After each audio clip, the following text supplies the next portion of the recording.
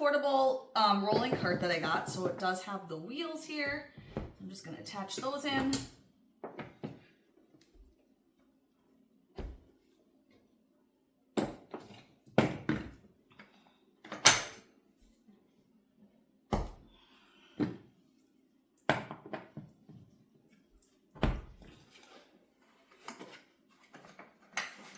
And then it is a platform little cart.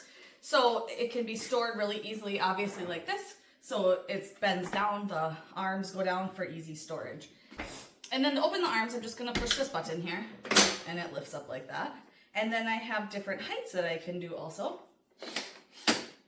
So there are 3 different heights that this handle can be set at. So you can have it all the way down low, and then there's a second one, and then a taller one.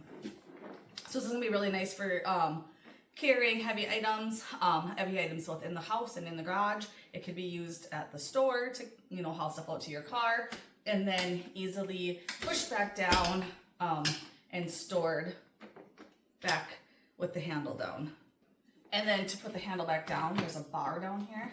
So I'm just gonna pull that bar and lay it back down, and now I can have easy storage.